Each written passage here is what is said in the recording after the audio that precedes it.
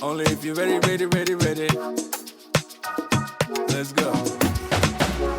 Hello, and welcome to Divine and Egma, a podcast that talks about how to navigate through the complexities of the workplace as a modern day professional, while simultaneously having a side hustle.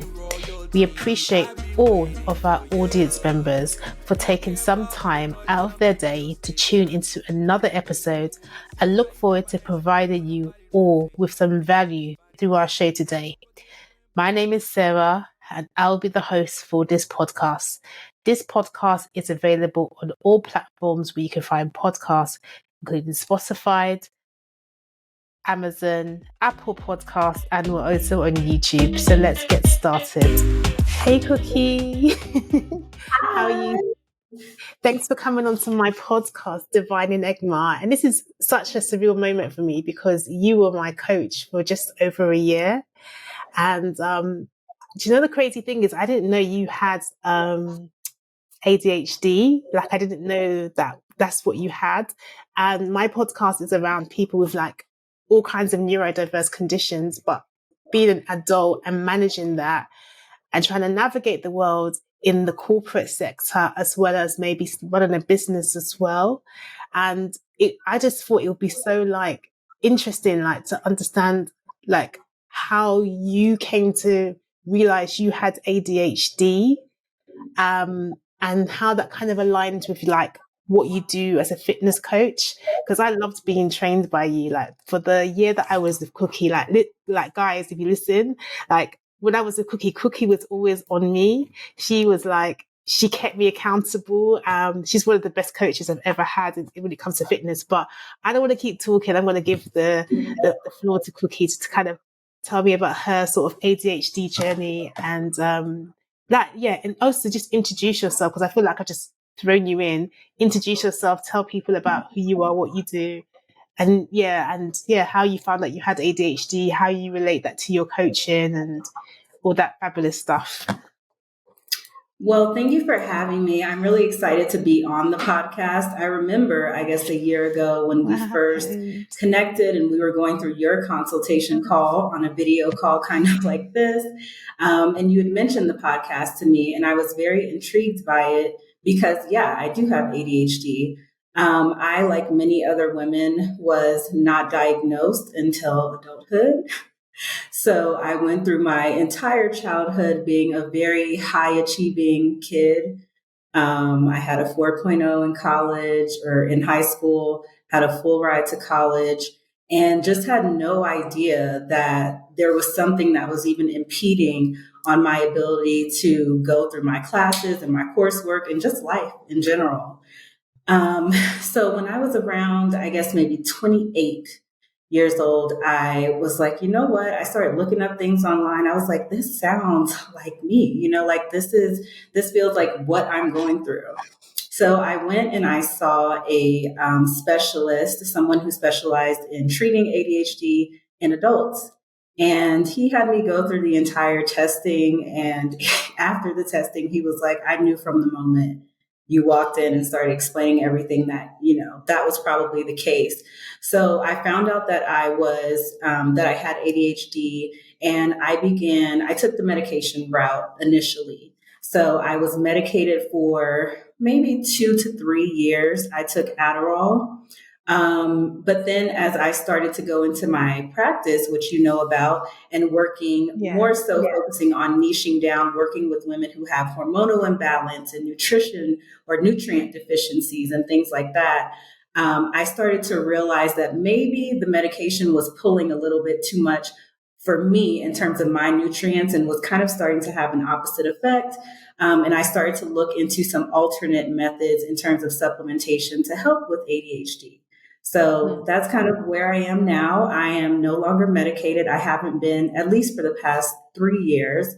And I've just been kind of out here managing ADHD on the fly, which is crazy. But we can definitely do it, that's for sure. Oh, I love that because I don't take away from people that do medicate. Some people do need to have that medication to help them. But also I always feel it's important that if you can try to find a natural routes of managing your ADHD, it's so important that you get that balance. But I wouldn't take away from people that, like, for some people, they need the medication. They can't focus. Their brain will be too busy and it just messes them up. But if you can find like a natural alternative, which you did, Cookie, that is ideally what you would want to go down that road. And it can take a while, it can take a while to figure that out and figure out what works for you and how to kind of understand your brain. Because sometimes, like, for a long time, you've learned to, I guess, manage or cope, find sort of coping mechanisms to deal with the ADHD. And it's only now when you have this revelation, oh, I have ADHD. What do I do with this? Okay, should I take medication? Should I change? Like, and it's a journey, because for me, like, when I found out I had a neurodiverse condition, although I did well at school, I knew that there was something not quite right. I knew that my brain wasn't like everyone else. And obviously over time, I've learned ways that I can navigate my neurodiverse conditions and enable myself to succeed in the business world and also in the corporate world. And I also have ADHD, but I feel my ADHD makes my mind very busy. So I have to do loads of things. That I can't just do one thing. I have to be doing a multiple of different things in order to feel like I'm normal, even though that could essentially exhaust me. But that's just how my brain works. And I've just kind of learned to accept that I'm not someone that can do one thing. I have to be doing lots of things. And I think that's a good thing. I think that's a cool thing about ADHD. Like, the fact you don't just do one thing, you can do loads of things. I don't know whether you can resonate with that as well, Cookie. Yeah, absolutely. I've always had my hand in a million things at once. It's just who I am as a person. If I don't have my hand in a million things at once, I'm probably very bored. We know that our ADHD brain is very, very bored, so it needs to be stimulated. And I'm glad you brought that up, because I think in us talking about the connection between ADHD and the fitness world, a lot of the times when we think about ADHD in general or any type of neurodivergence, we kind of look at it as as a disability of sorts. There's a negative connotation. But like you said, I think there are so many benefits to being ADHD, especially when I think about, or to being neurodivergent in general. Like, we're people who are very good at having routine. We thrive in structure. So it's like incorporating a fitness routine, a meal routine. We also tend to be the people who can eat the same thing. So I find that a lot of my ADHD clients don't have so much trouble with food, because they can kind of repeat meals once they find what the thing is for them. And that held true for me as well during my weight loss journey. A lot of people will say, well, what do I eat? I don't know what to eat. Or I get bored of eating this. And I'm like, I can keep eating it, So I think that that's something that really works in our favor when it comes to neurodivergence in general, and especially ADHD in the fitness sector. Yeah. Definitely, I agree. I wanted to ask you something as well, Cookie. I know within your coaching, fitness coaching and profession, you tend to focus your support on helping Black women and women of color. Like, generally, your clientele tend to be people that look like me, people that look like you. Why do you tend to feel that is the best target market for you? Why do you feel Black women, generally, and women of color, are particularly important to you to serve in your business? Yeah, well, I started coaching, I guess it's been, 2024, so it's been 10 years now. And when I initially started, I was coaching in person, and I worked with everyone. I worked with men, women, I worked with husband and wife couples, a ton of people. I worked in the corporate wellness space. So I've put in my years of kind of working with the general population. But around 2019, I started to get really, really interested in finding out more about what is the underlying cause of why people are having such a difficulty losing weight. Like, it can't just be that they just don't have the discipline to diet and exercise. And so that's when I started getting into the functional side and really looking at things like hormones, looking at vitamins and nutrients, looking at lab work. And that's when I brought in my functional registered dietitian. I first did a mentorship with her, and then I brought her on and said, hey, I have a lot of women who are dealing with things like this. Now, mind you, this happened in 2019. So 2020, at least for the US, was a horrible time, obviously, with the pandemic, but also with racial tension in the US, with the death of George Floyd, which was, he was a Houstonian, and I was living in Houston at the time. I attended the protest. And I was working with my clients still online at that time. And I saw how much my Black clients in particular were being impacted by what was going on. Yeah. And I decided to kind of let my other contracts finish out. And I really didn't know what the direction was going to be, but I knew that I really needed to hone in and focus on women of color, because there was also another situation that happened around that time. I forgot his last name, but his first name, I believe, was Ahmaud Aubrey. He was a Black man who was running around his neighborhood. So I had clients who I was saying, get out there and go get your steps in your neighborhood. And they're looking at the news like, that's not an option. Like, if you remember what it felt like in that time, it can kind of feel a little off now talking about it, but in the moment, it was very, very real. So I shifted my focus to really work with women of color because, one, it was just where we were at that time in the world, especially in the US, which is where most of my clients are. And then two, with me doing the research on the deficiencies, the hormonal imbalances, and just realizing that as Black women, we tend to struggle with these things a lot more for a multitude of reasons, and we need a very specific type of support.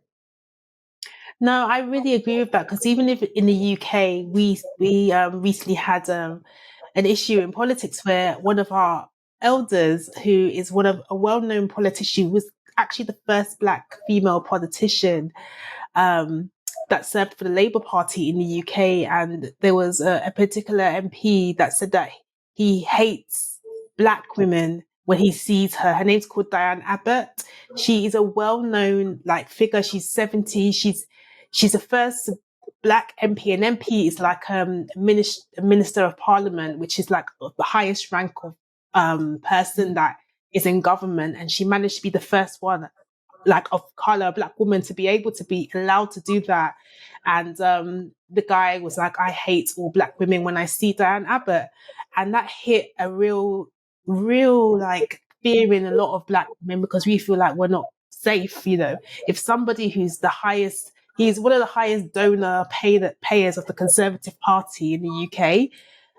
So he has a lot of influence. He has a lot of power in the sense of, when we're making decisions in the UK, am I going to feel protected as a Black woman if someone has those type of ideologies and thoughts that when they look at Black women, it makes them angry and they hate us? So as much as you guys have it in the US, we have it much the same in the UK. Ours is more so microaggressions and, silly questions about your braids and things that are very typical to Black people and Black culture. And when you hear these kind of things, it makes you think, do I feel safe in this country? And it's a really weird thing, because my parents are from the diaspora. I was born in the UK, but even though I was born in the UK, I went to school in the UK. I don't feel British. I still feel othered, which is a very weird, complex feeling to feel, even though you're born in a country that essentially should be your home. A lot of Black people don't feel that the UK is their home. So it's always that we have the same issues, but in a different way. I know with the US, and the Black Lives Matters affected you guys, it affected us in a different way as well. But yeah, racism is still prevalent very much in the West and in Europe. And there's some places that, if you're Black, you're not really safe to be around. It literally feels like it's not safe to be Black if you're in the Western world or Europe. But I don't like to think all people are like that, but we have the same issues in terms of, we're fighting for equality, we're fighting for the same rights, we're fighting to just be seen the same. And sometimes I find racism such a weird thing, because how can you just have a dis-hate to someone because their skin is different from yours? It doesn't make sense to me, but I guess that's just how the world is right now. Another thing I would want to ask you about, Cookie, is as a Black woman, I'm sure you've kind of met the unique challenges of dealing with the intersectionality of being an ADHD person and also being a Black woman. There's some sort of crossover intersections. Whilst I've been doing a lot of research into neurodiversity and how neurodiversity is viewed, it's always viewed from the lens of, from a sort of white perspective.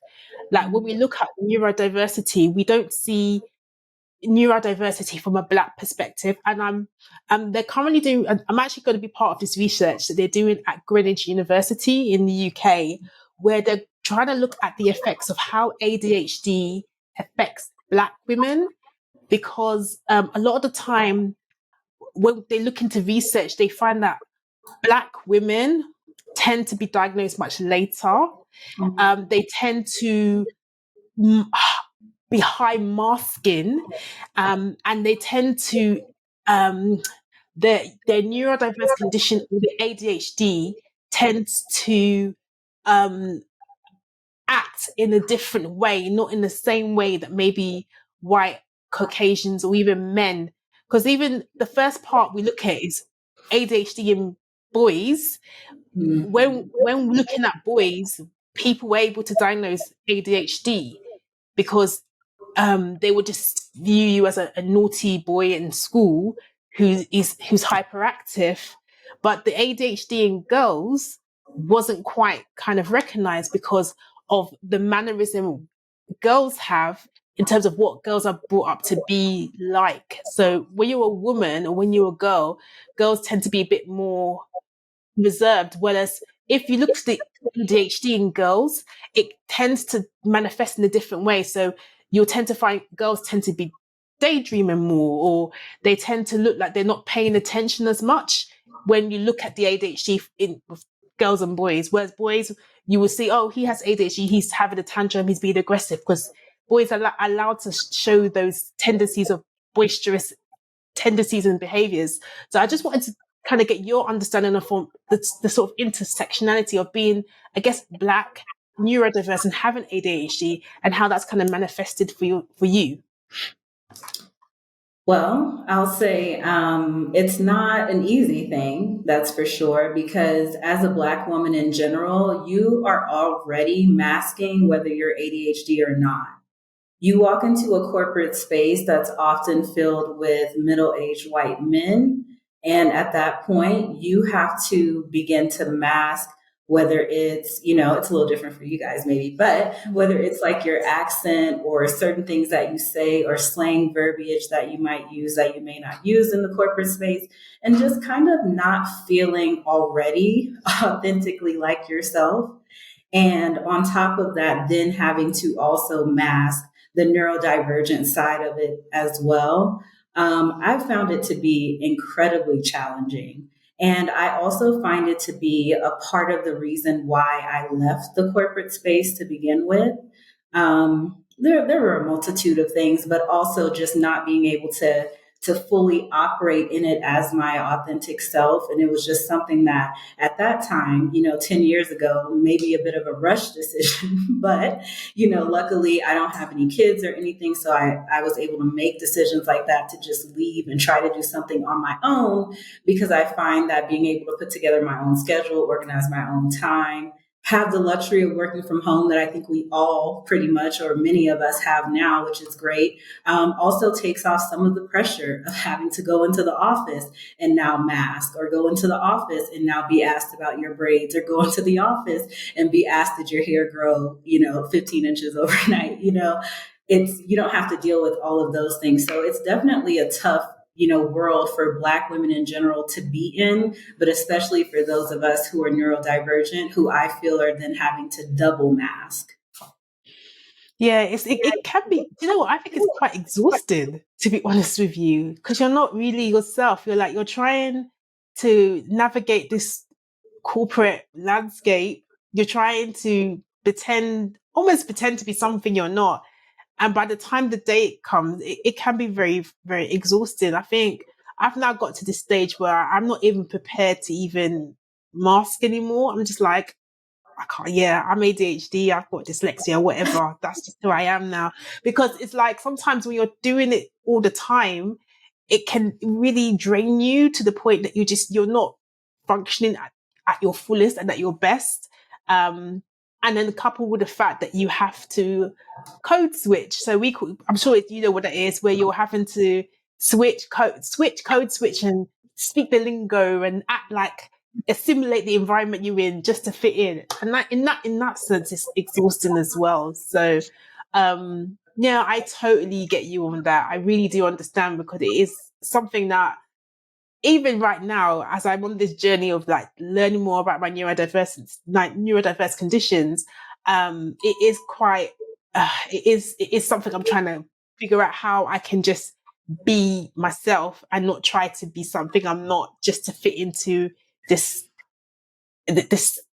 square when I'm not part of the square pegs, if that makes sense. It makes 100% sense. Yeah. I mean, like, I think that it's clearly a societal issue as well, in terms of just general society being able to accept things that are different, whether it's autism or ADHD or, whatever, just people being different in general. We as Black women and as Black people in general are not a monolith, and everybody is different regardless of skin color, so I think there needs to be an acceptance from a societal standpoint of just people who are different, people who move differently, think differently, because there's something in that. If just because a neurodivergent person may process things differently doesn't mean that their end outcome won't be just as good, and oftentimes better, if I must say so myself.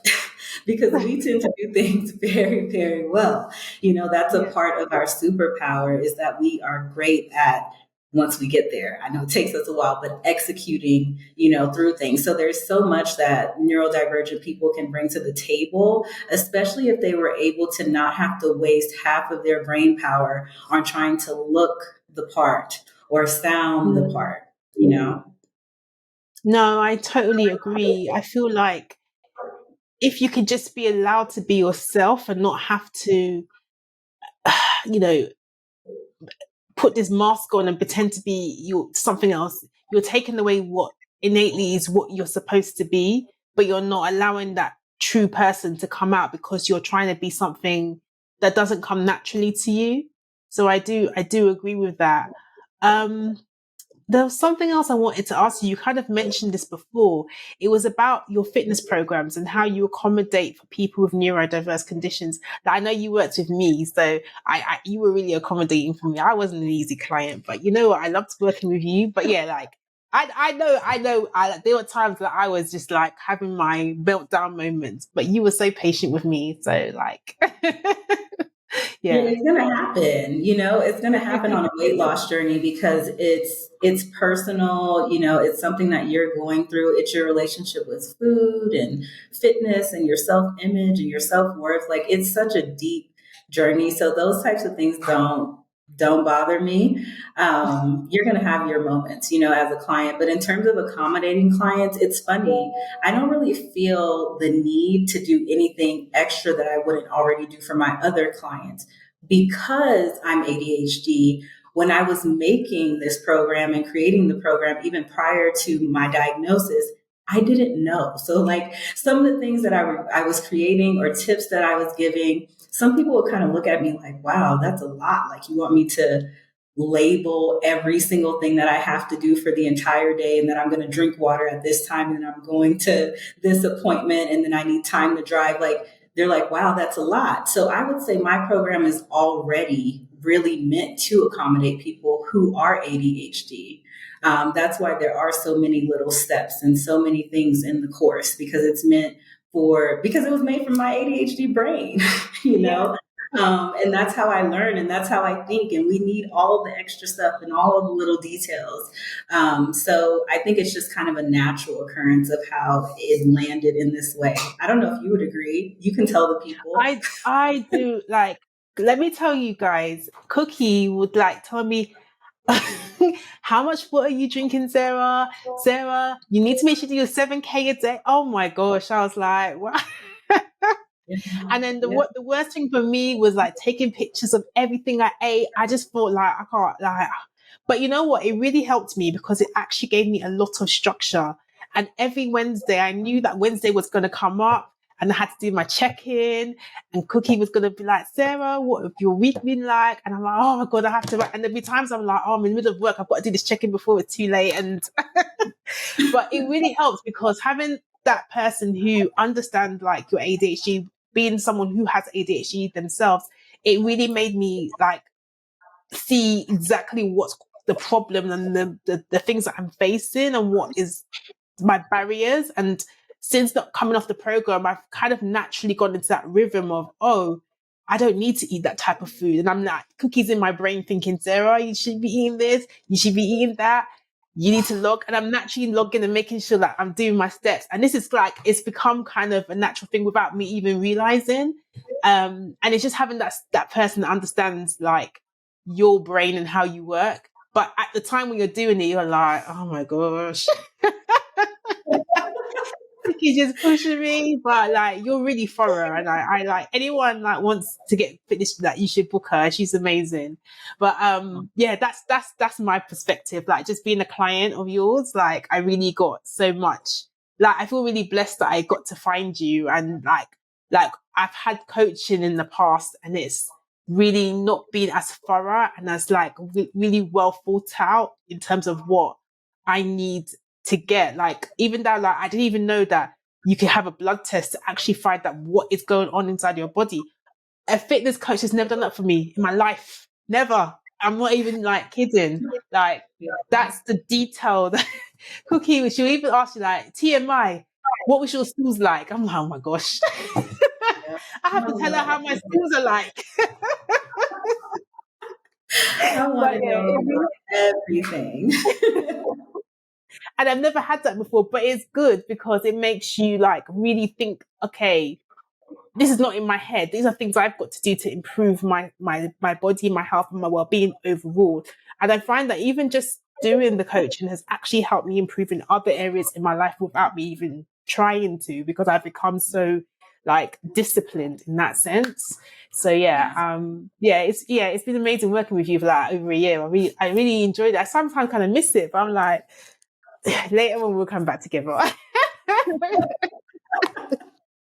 Yeah. So anyway, like Cookie, how can people find you, and how can people find you as well?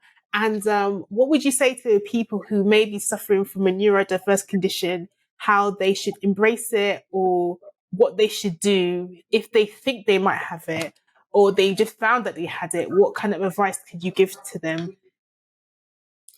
You know, the best advice that I could give to someone who may have been recently diagnosed or even is neurodivergent and wants to go on some sort of weight loss journey is to, before you go on to the journey, to really shift your perspective about what the journey is going to look like and how your ADHD is impacting you. I find that when people enter into any type of program or have any type of goal that they start off on, if their perspective is already that they have this debilitating condition that isn't going to help them to push past it, then they've already been defeated in their mind. And when I say this, I really do mean that ADHD is truly a superpower. I kid you not. We can do things that other people just simply cannot do. And again, like I said in the beginning with the food, there are so many other things that we're really great at as people who are neurodivergent. And I think it's important for us to lean into that and not always lean into the societal view that something is wrong with us. We actually have something that really benefits us if we learn how to use it. If people would like to find me, they can find me on Instagram at Cookie Miller. They can find me on my website, cookiemiller.com. And I'm also on TikTok as Cookie Miller Fit. Cookie, thank you so much for coming on Divine Enigma today. Normally I have really long podcast sessions, but we're having a lot of connection issues and I don't want to lose all the gems that you're telling me right now. So thank you so much. Bless you. And may your like journey with the ADHD continue to be positive for you and being an ADHDer. And I like the term superpower, but I always like to always think that it's also just something you have. It doesn't have to be defined as whether you're somebody who has a neurodiverse condition or not. You're not defined by it. It's not a deficit. It's just what you have. And I think it's okay just to have that. It doesn't mean that to me, it's not good or bad. It's just what you have. And you can use that to your strength And sometimes if you have weaknesses because of it, that's fine too. But I just see, I don't look at neurodiversity as anything other than something someone has. That's how I've kind of, yeah, it's just what you have. And I think neurodiverse people are like amazing people, just like myself. And you don't have to feel any way about whether you're neurodiverse is a negative or positive thing. It's just who you are, and just accept it.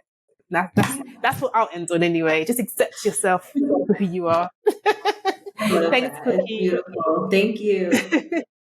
All right, then we will catch up soon again. We will meet again. But yeah, thank you so much. And thank you for all the audience members for taking time to listen to Cookie today, and reach out to her if you're looking for guidance within your fitness journey. Thank you. Thanks. Our audience members know about the 6-week coaching program I'll be offering for people who are neurodivergent, who want to improve their career prospects in general, or for those who want to get into project management. I've mentioned this earlier in previous episodes, but I want to make the time up to offer it again for those who are looking for help in those areas of life. As this is a great way to learn a new skill to help you advance in your career. Now, before you go on a 6-week program, you need to make an application for it to see if you are suitable for the program, to ensure that I'm giving you the best type of help. The application will be in the show notes, or you can check divineenigma.org and complete the neurodiversity quiz to see if you potentially have a neurodiversity trait, and also to complete the application form to ensure you're eligible for the 6-week coaching program. I'm also offering support to people who want to pass the Prince 2 practitioner exam, as I've taken and failed the test a few times. And I'd like to help others by showing them how I have passed the exam. I'm a project manager at Trade and a program manager as well. And I just love, managing the different stages of how a project can that can be simply an idea and then just come to life. And I love seeing that go from the end, from the initiation right to the end point. So if you want to learn more about how to pass the Prince 2, more about how to be an amazing project manager with a neurodiverse condition, then you can also contact me via my email, which is hello@divineenigma.org. Now, if this sounds interesting to you, like I said, contact me. All my information in the description. Now, my baby, my blood, sweat, and tears have gone into this, and it's my membership, Neuroenigma. Neuroenigma, it's an amazing membership, and you should definitely join. At the moment, I'm having special discounted offers for the membership, which is usually priced at £35 per month, which I believe is very, very reasonable. Within the membership, you will get a free neurodiversity assessment, and not just like one of those quizzes, which, by the way, is within the membership, but actually a full diagnostic test of your neurodiverse condition. I'm currently in the works with Lexic, which are one of the biggest neurodiversity providers, and also with the British Dyslexia Association. I'm working with them right now to ensure that Neuroenigma and their organization can work very closely together with me. So Neuroenigma, British Dyslexia Association, and Lexic can work together to ensure that any neurodiverse person that signs up to this membership will get a full assessment. And when I'm talking about a full assessment, I'm talking about a 2-hour assessment. In one of my previous episodes, I talked about having a 2-hour assessment to find out I had dyslexia and it was written by an educational psychologist. That's what I'm talking about. And it will be something that you can take to an employer, something that you can use within your business if you're applying for access to work.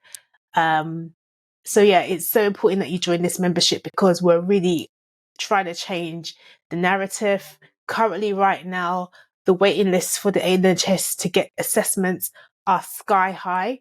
And just for a small fee of £35 a month, you can skip the waiting list of having to wait for the NHS to assess you for your neurodiverse condition. So this is why I've created Neuroenigma. And then on top of all of that as well, we also offer mental health wellbeing days. We're going to be having mental wellbeing retreats that are neurodivergent friendly. We have unlimited body doubling sessions. So you can just book for double bodying, but it's completely free if you're a member. If you're not a member, you can go to divineenigma.org and click to book a session for body doubling. However, that would be £5, which is very, very, very cheap. If you need to get a piece of work done, whether that is your tax return, your bookkeeping, whatever, if you're a business owner, or it's just for you just to find a way to like pour out your thoughts if your mind is super busy like I am. So that is available for you. So I'm just telling you all of this right now because this is so important to me. And I also hope from listening to this particular episode around fitness, you got a lot of value from it as well, because I know that particularly with people with ADHD and autism, exercise can be a really key element into managing your neurodiversity. So I hope you were able to get value from listening to myself and Cookie on the last episode. Anyway, I think I've spoken long enough. So please follow me on all platforms where you listen to podcasts. Thank you so much for following. Please subscribe to Divine Enigma. I need to get more people to subscribe to this channel if you're watching on YouTube. Make a comment, give me feedback, let me know. Even if you didn't like it and you thought it was crap, please give me feedback. I need to know. I need to know that I'm giving you guys value. So like I said always, thank you for listening to Divine Enigma. If you got to the end, this is a safe place for project managers, professionals, side hustlers, business owners to give you the tips and tools on how to navigate the complexity of being neurodiverse in the workplace and beyond. I'll see you next time. Take care. Do you know she royalty?